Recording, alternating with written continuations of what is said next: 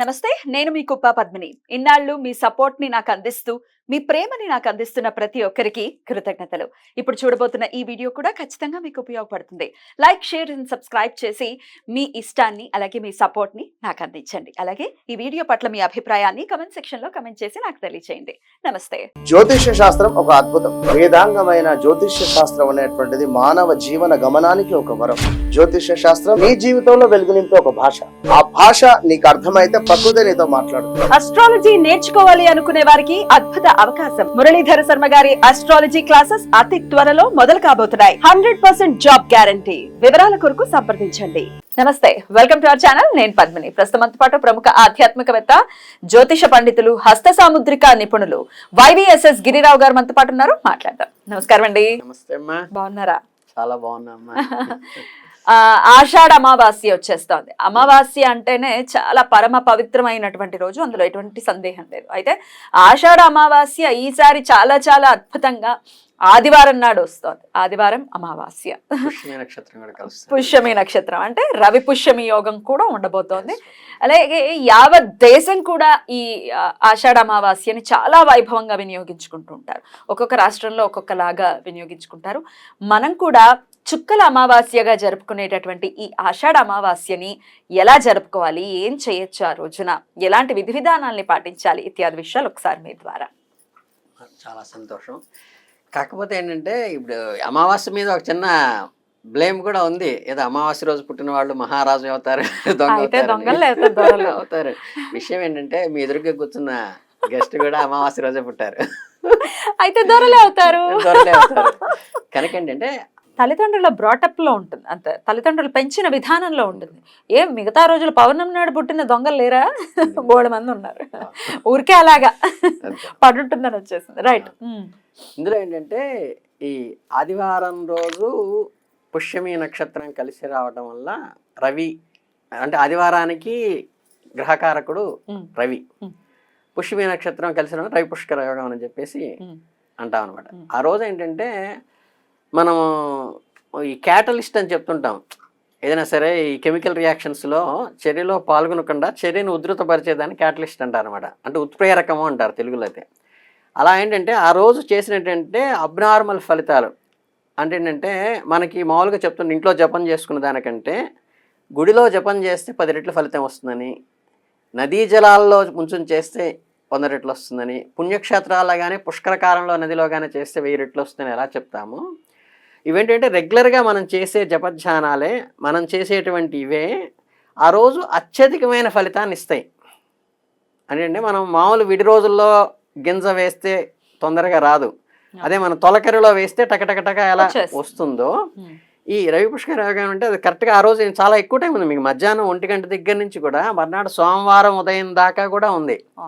So మనకి ప్రశస్తంగా అయింది ఏంటంటే మనకి చక్కగా ఈ బంగారం మీరు అంటే మీరు ఇంత కొనాలి, ఇన్ని తులాలు కొనాలి, ఇన్ని గ్రాములు కొనాలని కాదు, ఎంతో కొంత బంగారాన్ని కనుక కొని తెచ్చుకుంటే చాలా కలిసి వస్తుంది. అంటే లక్ష్మీదేవి ఆవాహన వస్తుంది అనమాట. దాంతో పాటు లక్ష్మీదేవి వస్తుంది. ఏమంటే మన తెలుగు రాష్ట్రాల్లో ప్రత్యేకించి అమావాస్య అంటే తెగ భయపడిపోతుంటారు.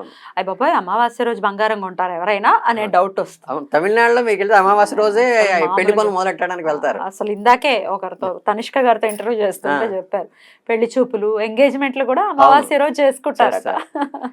అంటే డెఫినెట్ గా అది చాలా అమావాస్య రోజు ఏంటంటే వీళ్ళు సూర్యచంద్రుడు భూమి ఒకే సరళరేఖ మీద ఉండటం వల్ల, సూర్యచంద్రులు కలిసి ఉండటం వల్ల ఏంటంటే అది షార్ప్ గా ఉంటుంది. చీకటి ఉంటుంది అంతే. చీకటి ఉంటే భయపడితే ఎలాగా? అయితే ఖచ్చితంగా ఆ రోజు కొనుక్కోవచ్చు బంగారాన్ని.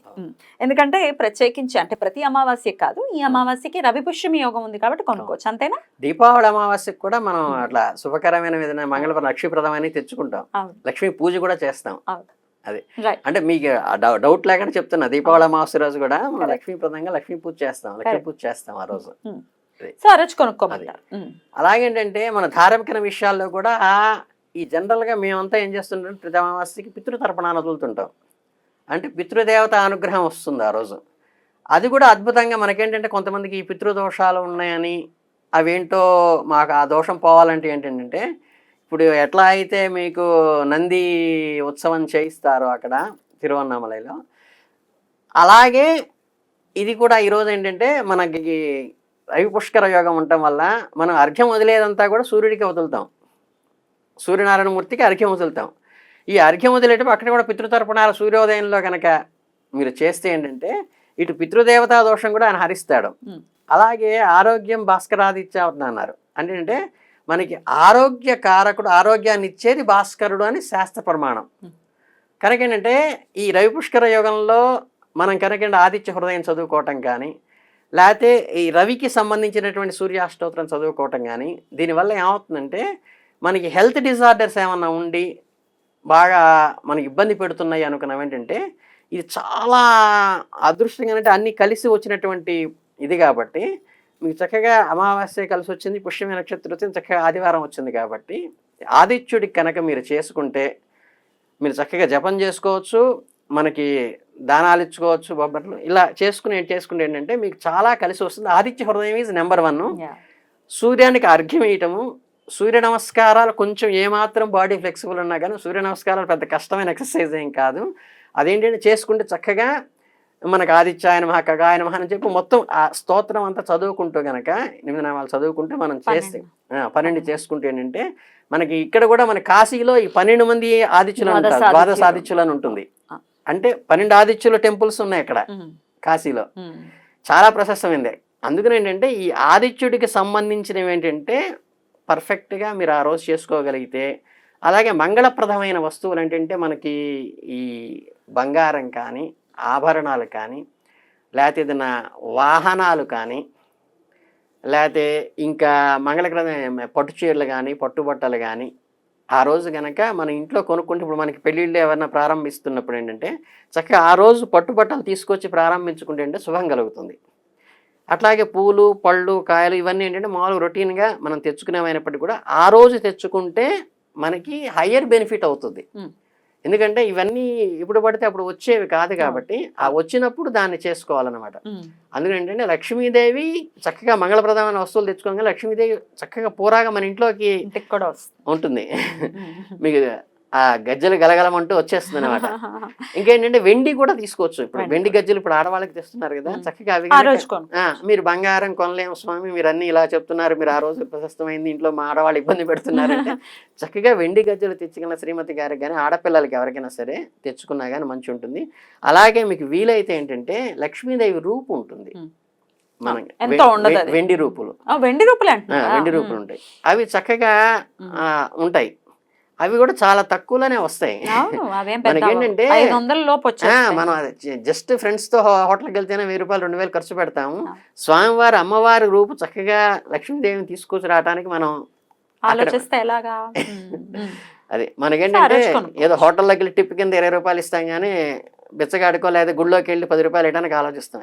నేను అంటున్నాను అనుకోబాకండి. వాస్తవంగా ఏంటంటే భగవంతుడికి ఏం చెప్పి పెట్టినా అది 10 రెట్లే వస్తుంది. అది గుర్తు పెట్టుకుంటే అండి అది ఎక్కడా వేస్ట్ కాదు, మీకు మల్టిపుల్గా వస్తుంది, మంచి గ్రోత్ వస్తుంది అనమాట. అందుకని ఏంటంటే మంగళప్రదమైన వస్తువులు తెచ్చుకోవాలి, ఆదిత్యుడికి సంబంధించిన పూజ చేయాలి, అమ్మవారి పూజ చేయాలి. చక్కగా మీ ఇంట్లో ఆడపిల్లలు ఎవరైనా ఉంటే బట్టలు పెట్టి పసుపు కుంకాలు చక్కగా ఆ రోజు ఇవ్వండి.